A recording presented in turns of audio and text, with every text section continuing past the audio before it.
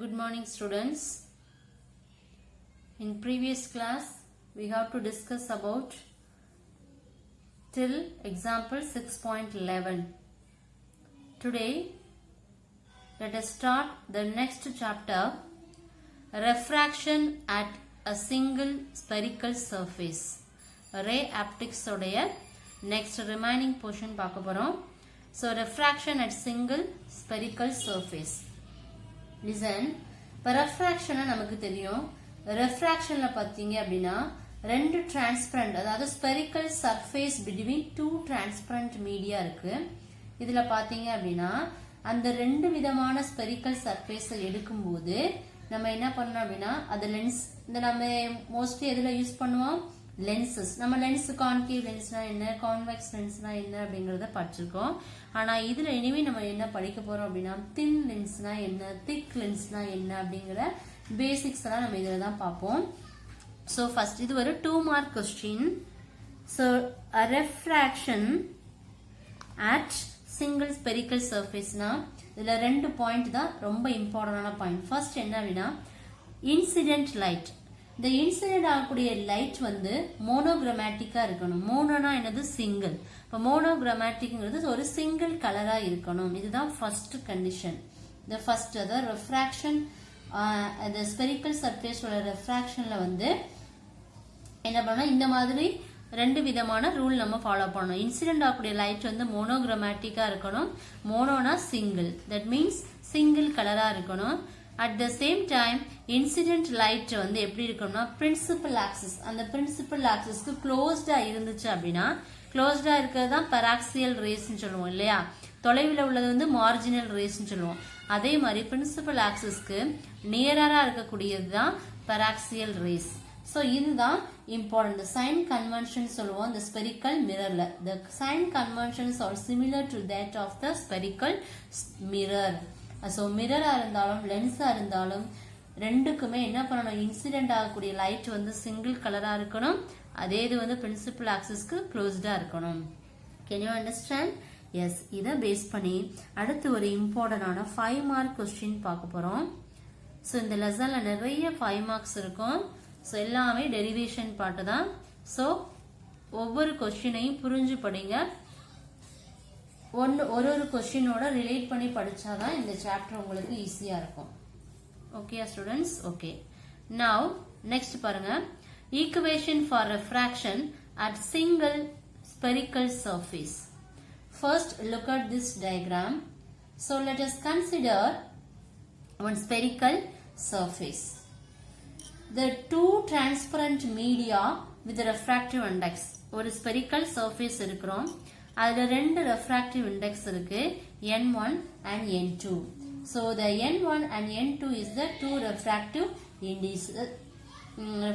index and which are separated by a spherical surface. என்ன பண்றோம், இந்த spherical surfaceக்கு ஒரு சைடுல N1 and செகண்ட்ல வந்து என்ன இருக்கு, N2ங்கிற ரெண்டு refractive index இருக்கு. Then next அடுத்து நம்ம கான்செப்ட் என்ன வருவோம், இதனுடைய சிங்கிள் சர்ஃபேஸ் ஸ்பெரிக்கல் சர்ஃபேஸ் எடுத்திருக்கோம் இல்லையா. சோ இதோடைய மிட் பாயிண்ட் என்ன அப்படின்னா போல்.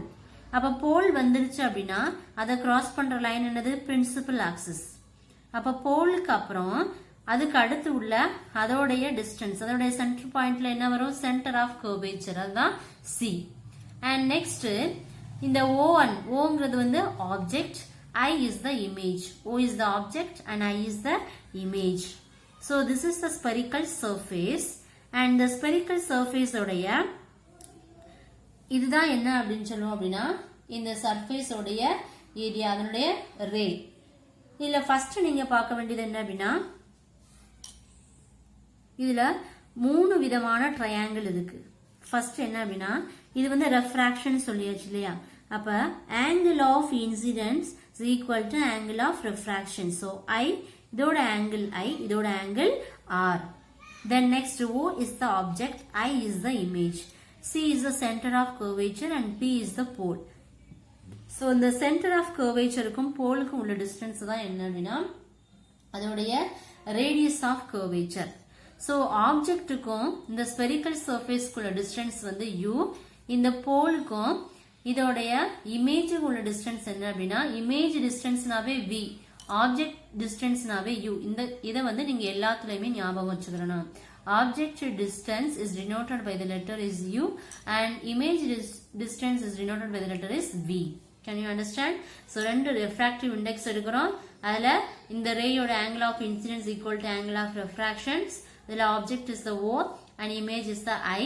The distance between the o and p is u and distance between p and I is the v.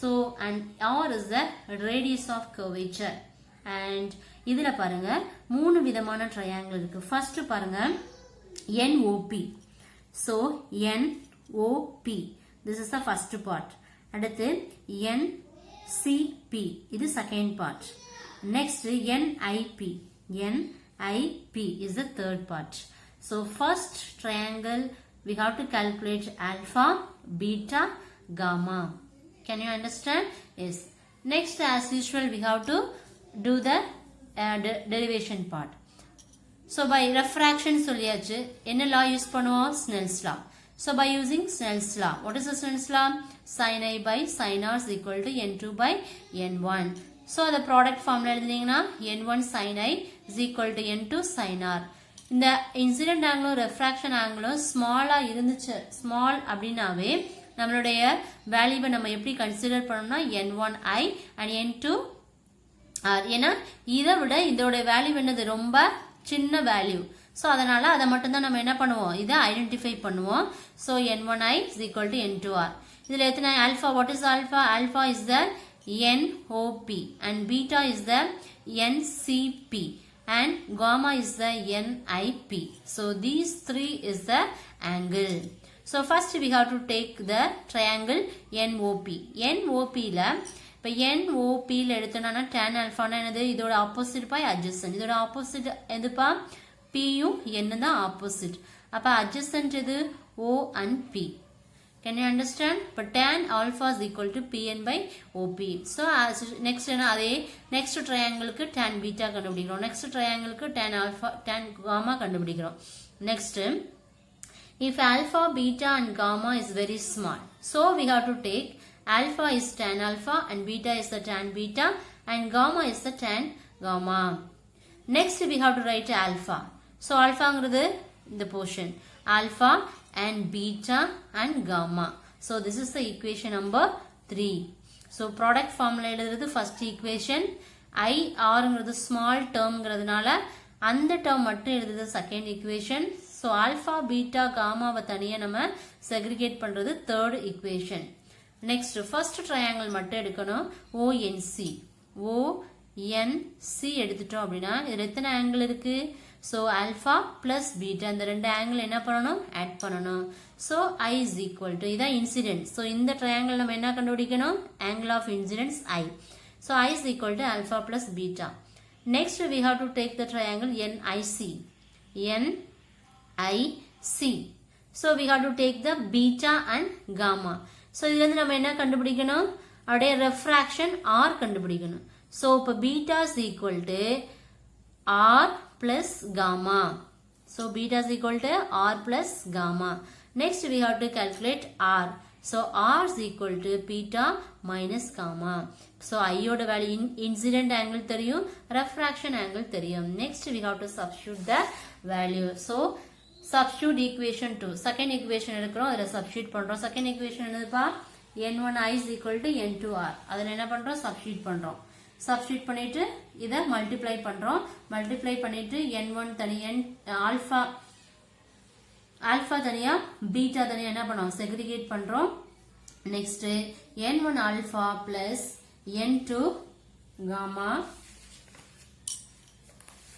n1 alpha plus n2 gamma beta into n2 minus n1 this is the equation number 4 next in the third equation இந்த இருக்குலையா இந்த third equationல fourth equationல substitute பண்றோம் substitute பண்ணும்போது நம்மளுடைய termsக்காக நம்ம என்ன பண்றோம் அப்படினா அந்த pn வேல்யூவை நம்ம இதல எடுக்க மாட்டோம் அத கேன்சல் பண்ணிடுவோம் so next we have to write n1 அப்ப p n ங்கற term வந்து கேன்சல் ஆயிருமா அப்ப n1 by op n2 by ip so n2 minus n1 by pc So இதுல OPங்கிற value object.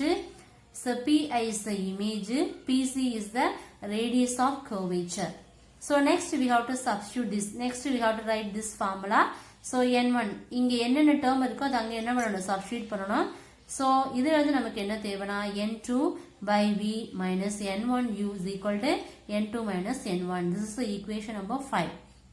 So already refractive index ஒரு term இருக்கு இல்லையா? இப்போ N1 is equal to 1, N2 is equal to N. இங்க N1ங்கிற இடத்துல 1 ன்னு substitute பண்ணுங்க, N2ங்கிற இடத்துல N ன்னு substitute பண்ணுங்க.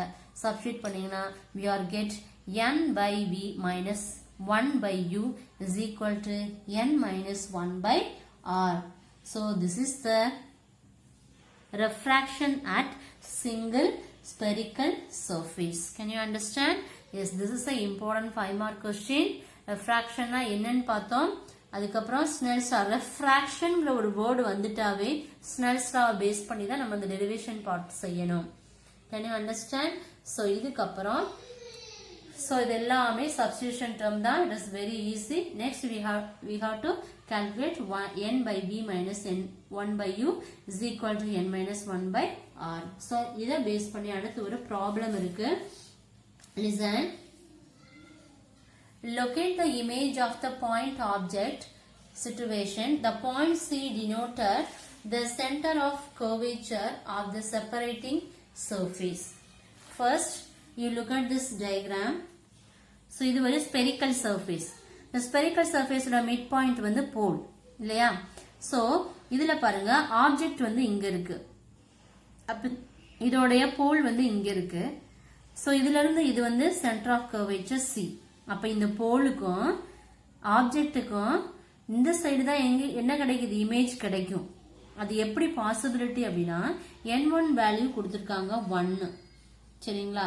அதாவது N1ங்கிறது ரெஃப்ராக்டிவ் இண்டெக்ஸ். அது செகண்ட் ரெஃப்ராக்டிவ் இண்டெக்ஸ் 1.5. 1.5னாவே அது கிளாஸோட ரெஃப்ராக்டிவ் இண்டெக்ஸ். இது ஏர் மீடியம், அதனால N1 is equal to 1. இப்ப ரெண்டு ரெஃப்ராக்டிவ் இண்டெக்ஸும் நமக்கு தெரியும். சோ இதுல என்ன கொடுத்திருக்காங்க அப்படின்னா இதோட இமேஜ் வந்து நமக்கு எங்க கிடைக்குது அப்படின்னா ரைட்டா லெஃப்டா. இப்ப இந்த சர்ஃபேஸோட ரைட் சைடுல இருந்துச்சுன்னா அது பாசிட்டிவ் வேல்யூ, லெஃப்ட்ல இருந்தா நெகட்டிவ், அப்வோர்டா இருந்தா பாசிட்டிவ், டவுன்வோர்டா இருந்தா நெகட்டிவ். சோ இங்க பாருங்க இதோட வேல்யூ என்ன கொடுத்திருக்காங்க, ஓல இருந்து பி வரைக்கும் உள்ள டிஸ்டன்ஸ் வந்து 15. அப்ப பி ல இருந்து சிக்கு வந்து 30 சென்டிமீட்டர். அப்ப இதுல இருந்து நம்ம கெஸ் பண்ணலாம் இல்லையா. அப்ப இதுல வந்து 30 இந்த லென்த்துக்கு வந்து எவ்வளவு இருக்குன்னா 30 சென்டிமீட்டர் இருக்குன்னா இதுலயும் 15 தான் இருக்கும். அப்ப இதோடைய பாதி ரேஞ்ச் 30னா அப்ப இதோட ரேஞ்ச் என்னவா தான் இருக்கணும் 30ஆ தான் இருக்கணும். இது ஒரு நம்மளுடைய அசம்ப்ஷன். இதை பேஸ் பண்ணி தான் நம்ம ஃபார்முலால சப்ஸ்டிட்யூட் பண்ணி கண்டுபிடிக்க போறோம். சோ u வேல்யூ அப்ப 15 சென்டிமீட்டர் கொடுத்திருக்காங்க. ஆனா நமக்கு எங்க இருக்கு 15 சென்டிமீட்டர்ங்கிறது லெஃப்ட் சைடு இருக்கு. அதனால இந்த பிளஸ் 15 எப்படி எடுக்கிறோம் -15 எடுக்கிறோம். ஏன்னா இமேஜ் வந்து லெஃப்ட் சைட்ல இருந்தாவே அந்த வேல்யூவை நம்ம மைனஸ்ல தான் எடுக்கணும். u value and r value, radius of curvature, refractive index value கண்டுபிடிச்சாச்சு. சோ இதுல இருந்து நம்ம என்ன கண்டுபிடிக்கணும் அப்படின்னா v விர்ச்சுவல் இமேஜ், அதாவது இதோட இமேஜ் வந்து நம்ம கண்டுபிடிக்கணும் as usual. சோ இதுக்கு முன்னாடி உள்ள क्वेश्चन என்ன பார்த்தோம், சிங்கிள் ஸ்பெரிக்கல் சர்ஃபேஸ் உடைய formula N2 by V minus N1 by U is equal to N2 minus N1 by R. இந்த ஃபார்முலாவை எடுத்துக்குவோம். இதுல அப்படியே என்ன பண்ணுவோம், இதை சப்ஸ்டிட்யூட் பண்ணுவோம். So 1.5 by V minus 1 by minus 15. அப்ப இங்க வந்து என்ன கிடைக்கும் 1.5 minus 1 by 30. நெக்ஸ்ட் என்ன பண்ணுவோம், சோ இந்த ரெண்டு டேர்மையும் ஆட் பண்றோம். ஆட் பண்ணோம்னா என்ன கிடைக்கும், இந்த 1.5 மைனஸ் இந்த டேர்ம் அப்படியே எழுதிக்கிறோம். 1.5 by V plus 1 by 15 சரிங்களா. அப்ப இங்க என்ன கிடைக்கும் 0.5 by 30. அப்ப இத நம்ம 0.5ங்கும் போது நமக்கு என்ன கிடைக்கும், இங்க 1.5 by V plus 1 by 15, அப்ப 1 by 16 கிடைக்குமா. அப்ப இதுக்கு வந்து நமக்கு இது என்ன தேவை 1.5 by V தான் நம்ம கண்டுபிடிக்கணும் இல்லையா. அப்ப இந்த ரெண்டையும் என்ன பண்றோம் ஈக்குவல்ட்டுக்கு இந்த சைடு கொண்டு வந்துரும். 1 by 60 minus 1 by 50. இதுக்கு எல்சிஎம் எடுங்க. எல்சிஎம் எடுத்தீங்கன்னா என்ன வரும், 15 போட்டீங்கன்னா 4 minus 1 வருமா. அப்ப -3 by 60. இப்போ v by இதோட reciprocal ஆனது v by 1.5 is equal to 20. So அப்போ vங்கிற வேல்யூ -20 into 1. So அதாவது v by 1.5 is equal to 20 வரும். இதுல இருந்து v கண்டுபிடிக்கணும் என்ன பண்ணுவோம் 20 into 1.5 is equal to -30 centimeter. அப்போ இதுல இருந்து நம்ம என்ன கண்டுபிடிக்கணும்னா the image is a virtual image formed 30 centimeter to the left of the spherical surface.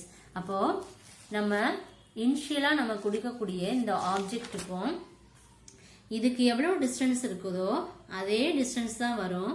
ஆனா லெஃப்ட் சைடுல இதோட இமேஜ் இங்கே கிடைக்கிறதுனால வேல்யூ எதுல கிடைக்கும் மைனஸ்ல கிடைக்கும். So the image is virtual image. Can you understand? Yes. Then next ஒரு இம்பார்ட்டன்டான சாப்டர் பார்க்க போறோம். இது காலேஜ் லெவல்ல உங்களுக்கு இம்பார்ட்டன்டான ஒரு டேர்ம்ஸ். அதனால பேசிக்ஸ் நிறைய சொல்றேன் கேளுங்க. thin lensனா என்ன? So first listen. Thin lensனா first lens is formed by a transparent material. லென்ஸ்ங்கிறது ஒரு transparent material இல்லையா? So இதுல வந்து ரெண்டு spherical surface எடுக்கிறோம். அது வந்து ரெண்டு ஸ்பியராவும் இருக்கலாம் இல்ல ஒன்னு ஸ்பியர் ஒன்னு பிளேனாவும் இருக்கலாம். What is the difference? அப்ப ரெண்டு ஸ்பெரிக்கல் சர்ஃபேஸ் எடுத்தோம்னா அது ஒவ்வொரு டிஸ்டன்ஸை பொறுத்து மாறும். ஃபர்ஸ்ட் பாருங்க இதுதான் என்னதுன்னா கான்வெக்ஸ் லென்ஸ், இது வந்து கான்கேவ் லென்ஸ். இத ஃபர்ஸ்ட் என்ன பண்றோம் அப்படின்னா கான்வெக்ஸ் லென்ஸ் எடுத்திருக்கோம். கான்வெக்ஸ் லென்ஸ் சொல்லும் போது இது ஒரு ஸ்பியர் இது ஒரு ஸ்பியர். அப்ப இதோட டிஸ்டன்ஸ் இருக்குல்லப்பா இந்த ரெண்டு லென்ஸோடைய distance the distance is small. இதோட டிஸ்டன்ஸ் கம்மியா இருந்துச்சுன்னா அதுக்கு பேரு thin convex lens. அதே மாதிரி இந்த ஏரியாவுடைய thickness அதாவது இதோட டிஸ்டன்ஸ் வந்து அதிகமா இருந்துச்சுன்னா அது வந்து thick convex lens அப்படின்னு சொல்லுவோம். இது வந்து டிஸ்டன்ஸ் வந்து கம்மியா இருந்துச்சுன்னா thin, டிஸ்டன்ஸ் அதிகமா இருந்துச்சுன்னா thick. எதுல convex lensல. ஓகேயா? அப்ப அதுல வந்து இது வந்து போல் அதோடைய சென்டர் வந்து Pன்னு சொல்லுவோம்லமா. நெக்ஸ்ட் வந்து பாருங்க அப்படின்னா அப்ப இதோடைய இதுதான் சென்டர் பாயிண்ட் சொல்லியாச்சு. அடுத்து என்ன இருக்கும் இங்க சென்டர் ஆஃப் கர்வேச்சர். அப்ப இந்த ஸ்பியரோட centre of the curvature C2 எடுத்து இது வந்து செகண்ட் ஸ்பியர் இது ஃபர்ஸ்ட் ஸ்பியர். அப்ப இதோட centre of the curvature C1 இது வந்து C2. நெக்ஸ்ட் இதோட இமேஜ் எங்க கிடைக்கும் இங்க கிடைக்கும். அப்ப இது F1 இது F2. அப்ப இது ரெண்டுக்கு இடையில உள்ளதுதான் என்ன அப்படின்னா ஃபோக்கல் லென்த். இது ரெண்டுக்குள்ள டிஸ்டன்ஸ் தான் ஃபோக்கல் லென்த். சோ Cக்கும் ஃபோக்கஸ்க்கும் உள்ளது focal length and F க்கும் போலுக்கும் உள்ளது F. அப்ப F plus F என்ன வரும் 2F. Can you understand? Yes. அதே மாதிரி எப்போதுமே லென்ஸ்ல வந்து மிட் பாயிண்ட் வந்து என்ன சொல்லுவோம் அப்படின்னா போல்னு சொல்லுவோம் இல்லையா? போலுக்கு அடுத்த சென்டர் பாயிண்ட் என்ன அப்படின்னா சென்டர் ஆஃப் த கர்வேச்சர். இது ரெண்டுக்கு நடுவுல தான் ஒரு இமேஜ் கிடைக்கும். அதுதான் ஃபோக்கஸ் F1 இருக்கலாம் F2 இருக்கலாம். இது ரெண்டுக்குள்ள டிஸ்டன்ஸ் தான் ஃபோக்கல் லென்த். ஓகேயா? அப்ப இதோட டோட்டல் டிஸ்டன்ஸ் 2F, இதோட டோட்டல் டிஸ்டன்ஸ் 2F. இதுல ரெஃப்ராக்ஷன்ல at the same time concave லென்ஸை பாருங்க. அதே மாதிரி கான்கேவ் லென்ஸும் சேம் தான், அதே ஸ்பியர்ல தான் எடுத்திருக்கோம். இதோட டிஸ்டன்ஸ் ஸ்மாலா இருந்துச்சா இது தின் கான்கேவ்னு சொல்லுவோம். இதோட டிஸ்டன்ஸ் அதிகமா இருந்துச்சா இது திக் கான்கேவ் அப்படின்னு சொல்லுவோம். அப்ப இதுல பாத்தீங்க அப்படின்னா இதோட மிட் பாயிண்ட் வந்து சென்டர் ஆஃப் கர்வேச்சர், அது மாதிரி இதோட மிட் பாயிண்ட் வந்து சென்டர் ஆஃப் த கர்வேச்சர். அதுக்கு அடுத்து என்ன வரும் இந்த பாயிண்ட்டுக்கு இந்த பாயிண்ட் நடுவுல தான் இமேஜ் கிடைக்கும். அதான் F ஃபோக்கஸ்.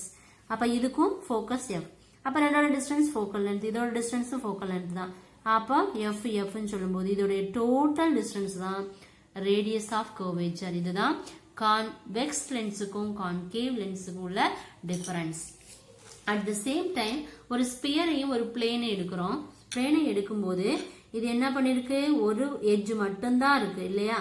அப்ப இதோட சென்டர் போல இதுக்கு அடுத்த மிட் பாயிண்ட் வந்து சென்டர் ஆஃப் கர்வேச்சர். இது ரெண்டுக்கு நடுவுல கிடைக்கிறதா ஃபோக்கஸ். இது ரெண்டுக்கு உள்ள டிஸ்டன்ஸ் தான் focal length. So total length is the 2F. அப்போ the radius of curvature அது பிளேனா இருக்கலாம் ஸ்பியரா இருக்கலாம். இது ரெண்டுலயுமே ரேடியஸ் ஆஃப் கர்வேச்சர் Rங்கிறது வந்து இன்ஃபினிட்டிவா தான் கிடைக்கும். அப்ப the spherical mirrors is a very good அதாவது நல்ல ஒரு thin lens எதை மெஷர் பண்ணும்போது சொல்லுவோம்னா good and very much for thin lenses except for the focal length. focal length விட எது பெஸ்ட் இந்த thin lenses வந்து focal length மெஷர் பண்ணும்போது லென்ஸை யூஸ் பண்ணி எந்தெந்த லென்ஸுக்கும் ஒவ்வொரு லென்ஸுக்கு ஏற்ற மாதிரி அதனுடைய ரேடியஸ் ஃபோக்கல் லென்த் எல்லாமே மாறும். இதுதான் தின் லென்சஸ்னா என்ன. இதான் உங்க புக்ல ஒரு பேராகிராஃப் கொடுத்துருப்பாங்க. இதை உங்களுக்கு நான் டீட்டெயிலா சொல்லியிருக்கேன். 2 ஸ்பியர் எடுத்துட்டு கான்வெக்ஸ்ல எப்படி இருக்கும், கான்கேவ்ல இருக்கும். அதே இது ஒரு ஸ்பியரையும் ஒரு பிளேனையும் எடுத்தோம்னா எப்படி இன்ஃபினிட்டி வேல்யூ கிடைக்கும். Can you understand? எஸ். இதை பேஸ் பண்ணி அடுத்து என்ன பார்க்க போறோம் அப்படின்னா primary focus. Listen, look at this diagram. Primary ஃபோக்கஸ்னா என்ன, செகண்டரி ஃபோக்கஸ்னா என்ன அப்படிங்கறத பார்க்க போறோம். இந்த ஃபர்ஸ்ட் பாருங்க.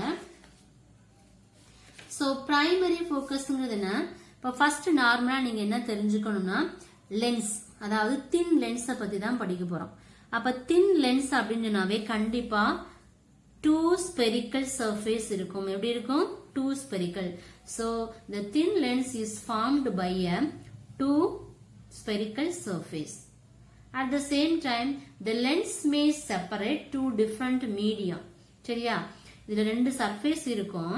lens எடுத்துட்டோம்னா separate medium, 2 different medium வந்து இருக்கும், மீடியா வந்து இருக்கும். அதுல பாத்தீங்க அப்படின்னா இப்ப இதுல எடுத்துட்டோம்னா ரைட் ஆஃப் த லென்ஸும் இருக்கு, லெஃப்ட் ஆஃப் த லென்ஸும் இருக்கு. ஆனா ரெண்டுமே மேபி டிஃபரெண்டா தான் இருக்கும். இப்ப லெஃப்ட்ல உள்ள இமேஜா இருந்தாலும் ரைட்ல உள்ள இமேஜா இருந்தாலும் கிடைக்கக்கூடியது எப்படி இருக்கும், டிஃபரெண்டா இருக்கும். இந்த 3 பாயிண்ட் வந்து நீங்க ஞாபகம் வச்சுக்கணும். ஃபர்ஸ்ட் என்னது, first thin lens is formed by a 2 spherical surface, first point. At the same time எந்த ஒரு லென்ஸா இருந்தாலும் separate 2 different media. அந்த மீடியா எப்படி இருக்கணும் அப்படின்னா லென்ஸா இருந்தாலும் லெஃப்ட் ஆஃப் தி லென்ஸும் ரைட் ஆஃப் தி லென்ஸும் இருக்கு. அப்ப ரெண்டுக்குமே மேபி டிஃப்ரெண்டா இருக்கும். எது ஃபோக்கல் லென்த் என்ன பண்ணலாம், டிஃபரெண்டா இருக்கும். அடுத்து பிரைமரி ஃபோக்கஸ்னா என்னன்னு பார்க்க போறோம். லிசன், இப்போ ஒரு லென்ஸ் இருக்கு. லென்ஸோடைய மிட் பாயிண்ட் வந்து போல். அப்ப இதோடைய ரைட் சைடு இது, லெஃப்ட் சைடு இது. அப்ப இதோட இமேஜ் எங்க கிடைக்கும் அப்படின்னா எஃப். அப்ப இதுதான் சென்டர் ஆஃப் த கர்வேச்சர். அப்ப இந்த இடத்துல தான் உங்களுக்கு இமேஜ் கிடைக்குது. இதுதான் என்ன அப்படின்னா பிரைமரி ஃபோக்கஸ். அதாவது இதுதான் பாயிண்ட் சோர்ஸ்னு சொல்லுவோம். ஸோ இந்த parallel rays இருக்கு இல்லையா, இந்த parallel rays to the principal axis after passing through the lens. என்ன பண்ணுது, இந்த லென்ஸை கடந்து தான் என்ன செய்யுது அப்படின்னா இந்த ரேஸ் வந்து போகுது. அப்போ இதுல நீங்க என்ன தெரிஞ்சுக்க வேண்டியது என்ன அப்படின்னா கன்வர்ஜிங் லென்ஸ் அப்படின்னாவே என்ன கிடைக்கும், ரியல் ஆப்ஜெக்ட். டைவர்ஜிங் லென்ஸ் அப்படின்னாவே விர்ச்சுவல் ஆப்ஜெக்ட். அப்ப இந்த டிஸ்டன்ஸ் P அண்ட் F1னா இந்த Pங்கிற பாயிண்ட்டுக்கும் F1க்குள்ள பாயிண்ட்டுக்கும் உள்ள டிஸ்டன்ஸ் தான் ஃபோக்கல் லென்த், அதுதான் F1. இதுதான் பிரைமரி ஃபோக்கஸ். இது கான்வெக்ஸ்ல எப்படி இருக்கு, அடுத்து கான்கேவ்ல எப்படி இருக்கு, அவ்வளவுதான். இது வந்து ஃப்ரண்ட்ல இருந்துச்சு, இது வந்து லெஃப்ட்ல இருந்துச்சுன்னா அதுல வியூ எப்படி இருக்கும், ரைட்ல இருக்கும். அப்ப லென்ஸ் டிஃபரெண்டா இருந்தா மட்டும் ஃபோக்கல் லென்த் என்ன செய்யும், மாறும். ஒரே லென்ஸா இருந்தா என்ன செய்யாது, ஃபோக்கல் லென்த் மாறாது. வேற வேற லென்ஸா இருந்தா மாறும். அதனாலதான் கன்வர்ஜிங் லென்ஸ்ல வந்து ரியல் ஆப்ஜெக்ட் கிடைக்கும், டைவர்ஜிங் லென்ஸ்ல வந்து விர்ச்சுவல் ஆப்ஜெக்ட் கிடைக்கும். So this is the primary focus. Then next secondary focus. Secondary focus அதே மாதிரி தான். ஃபர்ஸ்ட் கான்வெக்ஸ் லென்ஸ் எடுக்கிறோம், கான்கேவ் லென்ஸ் இருக்கும். As usual என்ன பண்றோம், இதே parallel rays are traveling close to the principal axis converge form an image on the principal axis after passing through the lens. இந்த லென்ஸை கடந்து தான் என்ன கிடைக்குது, உங்களுக்கு இமேஜ் வந்து கிடைக்குது. அதே போல கான்கேவ் லென்ஸ்லயும் அந்த லென்ஸை கடந்து தான் நமக்கு இமேஜ் கிடைக்குது. அப்ப இது Pங்கிற பாயிண்ட்டுக்கும் F2க்குள்ள பாயிண்ட் வந்து என்ன அப்படின்னா F2. பிகாஸ் எங்க கிடைக்குதுன்னா F2 இது செகண்டரி ஃபோக்கஸ். அப்ப ஃப்ரண்ட்ல கிடைச்சிச்சுன்னா பிரைமரி ஃபோக்கஸ், பேக் சைட்ல கிடைச்சிச்சுன்னா அது வந்து என்னது, செகண்டரி ஃபோக்கஸ். ஸோ செகண்டரி ஃபோக்கஸ்ல கன்வர்ஜிங் லென்ஸ்னா இமேஜ் வந்து ரியல் இமேஜா கிடைக்கும், டைவர்ஜிங் லென்ஸ்னா விர்ச்சுவல் இமேஜ் தான் கிடைக்கும். அப்போ Pங்கிற பாயிண்ட்டுக்கும் F2ங்கிற பாயிண்ட்டுக்கும் உள்ள ஃபோக்கல் லென்த் வந்து F2. அப்போ நமக்கு என்ன கிடைக்கும் அப்படின்னா இந்த கான்வெக்ஸ் லென்ஸுக்கும் கான்கேவ் லென்த்துக்கும் உள்ள ஃபோக்கல் லென்த் என்ன செய்யும், டிஃபரண்ட் ஆகும். ஆனா சேம் லென்ஸா இருந்தா என்ன ஆகாது, ஃபோக்கல் லென்த் வந்து மாறாது. Can you understand? இதுதான் primary focus and secondary focus. இது ஒரு இம்பார்ட்டன்டான 3 மார்க் கொஸ்டின். தின் லென்ஸ்னா என்ன, 2 ஸ்பெரிக்கல் சர்ஃபேஸ் இருக்கும், லென்ஸ்னா டூ டிஃப்ரெண்ட் மீடியம் இருக்கும், அதுல லெஃப்ட் சைடு இருக்கும், ரைட் சைடு இருக்கும். பிரைமரி ஃபோக்கஸ் அப்படின்னு சொல்லும்போது அந்த பிரின்சிபல் ஆக்சிஸை கடந்து தான் பேரலல் ரேஸ் வந்து போகும். அதுல கன்வர்ஜிங் லென்ஸ், கான்வெக்ஸ் லென்ஸ்ல வந்து ரியல் ஆப்ஜெக்ட் கிடைக்கும், கான்கேவ் லென்ஸ்ல வந்து விர்ச்சுவல் ஆப்ஜெக்ட் கிடைக்கும். இப்போ செகண்டரி ஃபோக்கஸ்லயும் கான்வெக்ஸ் லென்ஸ்ல ரியல் இமேஜ் கிடைக்கும் அண்ட் கான்கேவ் லென்ஸ்ல வந்து விர்ச்சுவல் இமேஜ் கிடைக்கும். Can you understand? Yes. அடுத்து பார்த்தோம் அப்படின்னா sign convention on focal length of the lens. இப்போ sign convention பார்த்தீங்க அப்படின்னா ரொம்ப இம்பார்ட்டன்டான பாயிண்ட் என்னன்னா, the sign of focal length is not decided on the direction of measurement of the focal length from the pole of the lens, as have two focal length, one to the left and another to the right. First point பாருங்க, எந்த ஒரு லென்ஸை எடுத்தாலும் அந்த race வந்து என்ன செய்யும் அப்படின்னா அந்த லென்ஸ்ல படும்போது உங்களுக்கு ஒரு இமேஜ் கிடைக்கும்.